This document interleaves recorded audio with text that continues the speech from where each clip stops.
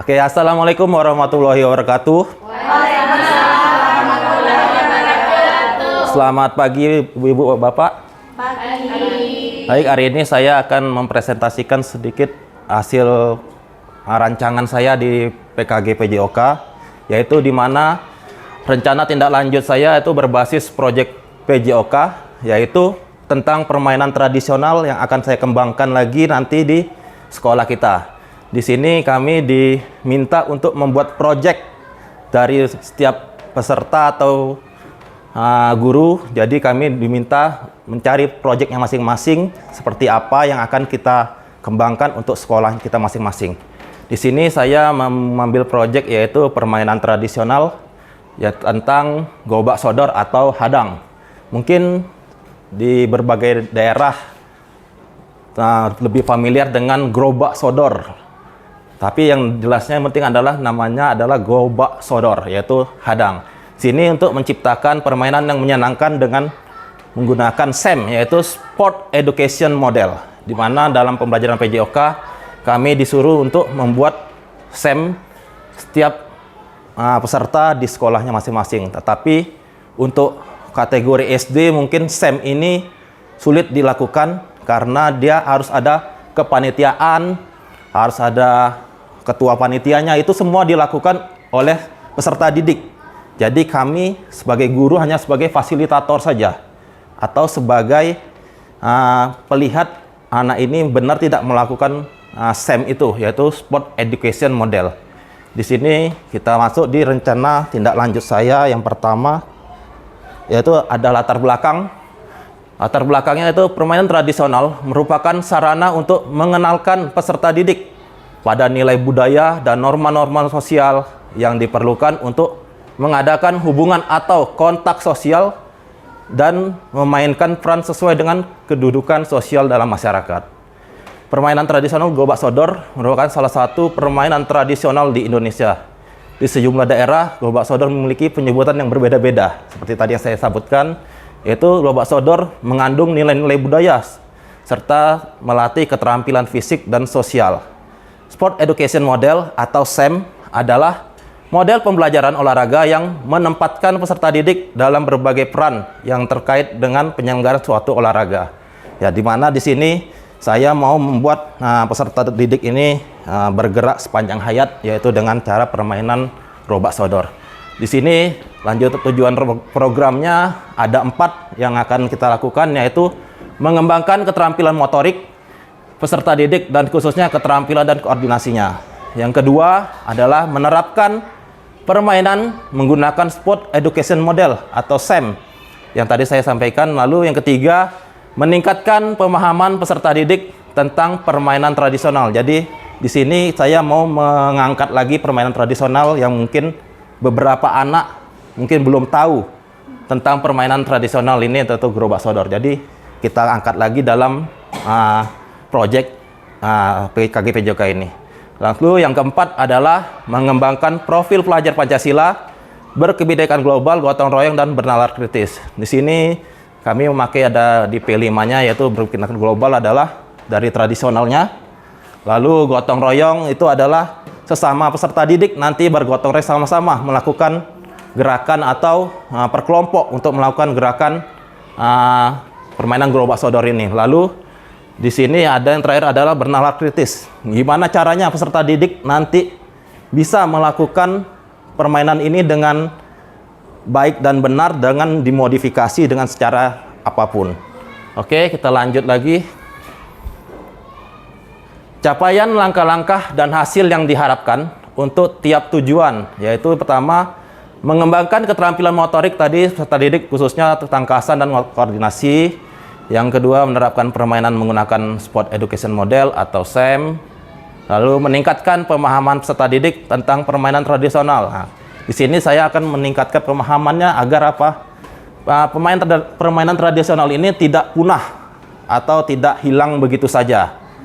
Lalu di sini lanjutnya adalah membangun profil pelajar Pancasila, berkebinekaan global, gotong royong, dan bernalar kritis seperti tadi. Lalu peserta didik mampu menguasai teknik dasar gobak sodor dan menunjukkan ketangkasan serta koordinasi yang baik. Nah, jadi peserta didik harus tahu gimana cara permainan gerobak sodor, aturan-aturannya apa saja, lalu dan lain-lainnya. Selanjutnya adalah guru sebagai fasilitator dalam aktivitas permainan gerobak sodor dengan tetap melakukan pengawasan dan pertimbangan terkait dengan pengetahuan peserta didik. Nah, jadi kita memberi pertanyaan dulu ke anak-anak, bagaimana? Apakah sudah tahu cara permainan gerobak sodor itu seperti apa yang termasuk dalam permainan tradisional ini? Lalu peserta didik memahami bahwa permainan tradisional tidak hanya sekedar hiburan, tetapi juga bagian dari warisan budaya bangsa. Ya, seperti tadi, ini adalah permainan tradisional yang harus dikembangkan dan jangan sampai punah sampai ke depannya. Lalu yang terakhir adalah fokus utamanya adalah menambahkan nilai-nilai profil pelajar Pancasila yang sejalan dengan mengedepankan berkebinekaan global, bergotong royong, dan bernalar kritis. Itulah capaian langkah-langkah dan hasil yang diharapkan untuk tiap tujuan. Selanjutnya adalah struktur program dan mitra dalam komunitas belajar. Di sini ada dua yang saya kembangkan, adalah pertama struktur program, yang kedua adalah mitra dalam komunitas belajar. Nah, yang pertama ada struktur program. Struktur program itu apa? Program ini akan dilakukan dalam bentuk proyek selama 4-6 minggu ke depan. Kegiatan tersebut setiap minggunya yang meliputi sesi pelatihan, pertandingan, evaluasi, dan diskusi refleksi. Nah, jadi pertama kita mengajari dulu anak itu gimana sih cara permainan gerobak sodor itu. Lalu yang kedua, kita buat pertandingan. Misalkan antara kelas A dan kelas B akan kita bertandingkan dalam melakukan permainan gerobak sodor. Lalu setelah kita lakukan pertandingan, kita evaluasi. Apakah masih ada kesalahan dalam permainan itu atau tidak. Kalau misalkan ada kesalahan, kita ulangi lagi. Kalau tidak, kita lanjutkan ke jenjang selanjutnya. Dan diberi refleksi di akhir pembelajarannya.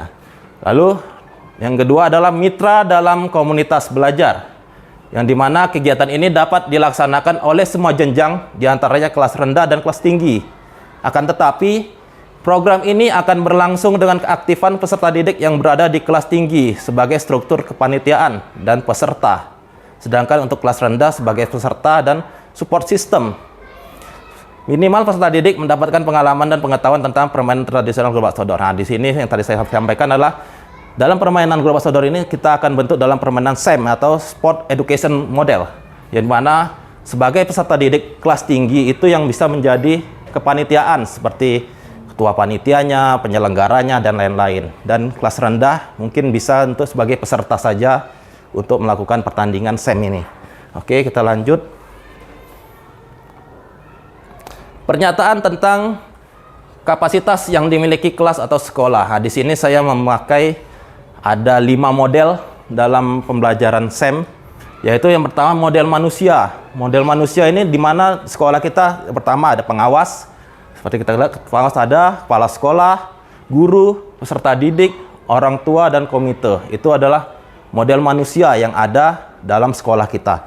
Lalu yang kedua adalah model sosial, di mana model sosial ini adalah kerjasama antara dukungan eksternal dan warga sekolah dan internal. Nah, eksternal ini adalah antara guru dan tendik yang lain-lain, itu adalah kerjasama antara eksternal. Kalau internalnya mungkin seperti kita dan orang tua. Lalu yang ketiga adalah model finansial. Di sini model finansial yang bisa kita lakukan ada seperti dana BOS, karena setiap sekolah mempunyai dana BOS. Jadi bisa kita anggarkan untuk permainan ini ke depannya, dan partisipasi orang tua. Nah, apabila orang tua mau berpartisipasi untuk melakukan pendanaan atau sosial untuk anaknya bisa bertanding, boleh juga seperti itu. Lalu yang keempat adalah model fisik. Nah, fisik ini seperti sarana dan prasarana sekolah. Contohnya lapangan sekolah, speaker aktif yang kita lakukan, kita gunakan untuk kegiatan-kegiatan, lalu alat-alat olahraga yang ada di sekolah kita masing-masing. Lalu yang kelima adalah model lingkungan. Model lingkungan ini saya mengambil itu tentang kesehatan UKS dan kotak P3K, di mana pasti di dalam pertandingan kita tidak mau terjadi ada yang tidak diinginkan. Jadi kita ambil di model lingkungannya, jadi untuk kesehatan UKS seperti dokter kecilnya kita gunakan dan yang lain-lain. Oke, kita lanjut lagi. Rencana evaluasi di sini ada 3 yang saya ambil, yaitu evaluasi proses, evaluasi keterampilan, dan evaluasi sikap dan nilai sosial. Di mana yang pertama adalah selama kegiatan, guru akan mengamati partisipasi dan perkembangan peserta didik dalam setiap peran, menilai kerjasama tim dan sikap sportivitas. Yang kedua adalah evaluasi keterampilan motorik akan dievaluasi berdasarkan kemampuan dasar peserta didik dalam bermain gerobak sodor. Lalu yang ketiga adalah evaluasi sikap dan nilai sosial, yaitu sikap kerjasama, kepemimpinan, dan penghargaan terhadap budaya yang akan dievaluasi melalui lembar observasi dan refleksi yang diisi. Yang dimana di sini yang pertama evaluasi proses ini kita lihat peserta didik ini seperti nilai kerjasamanya atau kekompakan dalam satu timnya gimana, apakah sudah baik atau belum, kita lihatnya. Lalu sudah sportivitas belum dia dalam pertandingan, dan juga peran dia, apakah dia aktif atau tidak dalam melakukan permainan gerobak sodor ini. Lalu yang kedua adalah evaluasi keterampilan. Di sini kita menilainya dengan kita lihat gerakannya. Misalkan anak ini melakukan gerakan gerobak sodor dengan benar. Lalu kita lihat lagi apakah si B sudah benar atau belum. Kita bisa membandingkan dalam keterampilan nanti. Lalu nilai sikap dan sosial. Nah, di sini kita bisa lihat dia sebagai pemimpin permainan, apakah dia sudah siap untuk melakukan sikapnya sosialnya dalam kepemimpinan dia itu atau belum. Kalau tidak, bisa kita nilai juga nanti di mana di refleksi nanti. Oke, itu adalah rencana evaluasi saya. Lalu selanjutnya adalah kemungkinan atau tantangan yang akan saya hadapi dalam melakukan rencana tidak lanjut dalam proyek PJOK ini. Yang pertama adalah kesulitan peserta didik dalam memahami aturan permainan tradisional gerobak sodor. Yang kedua, tidak semua peserta didik menunjukkan antusiasnya yang sama pada permainan tradisional gerobak sodor. Yang ketiga, keterbatasan ruang atau fasilitas yang tidak sesuai. Yang keempat adalah waktu yang terbatas untuk menyelesaikan proyek. Nah, jadi di sini ini tantangan saya dalam melakukan rencana tindak lanjut proyek PJOK saya, yaitu seperti yang pertama itu peserta didik dalam memahami aturan itu mungkin masih 1-2 orang mungkin yang bisa memahaminya, baru memahami lah. Makanya kita buat untuk pemahaman untuk kedepannya gimana cara biar dia memahami cara permainan tradisional ini. Lalu yang kedua adalah peserta didik menunjukkan antusiasnya.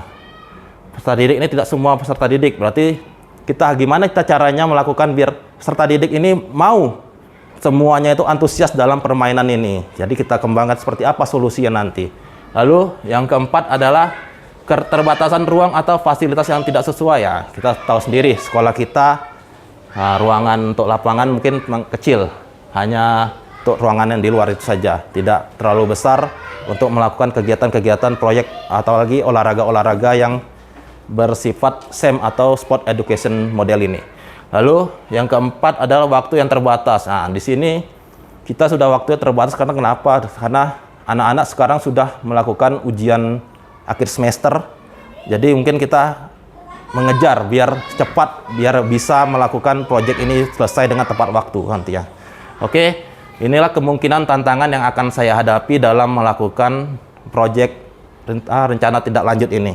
Oke, di sini ada solusi mungkin yang saya akan hadapi untuk kedepannya. Mungkin saya kasih solusinya, yaitu menyederhanakan aturan permainan dan memberikan demonstrasi langsung agar peserta didik langsung mampu mempraktikkan. Nah, jadi kita tidak hanya memberikan, wah ini anak ini lakukan nih permainan ini, lakukan dengan kepanitiaan, tidak. Tetapi kita lakukan, kita contohkan dulu anak ini, seperti ini loh cara permainannya.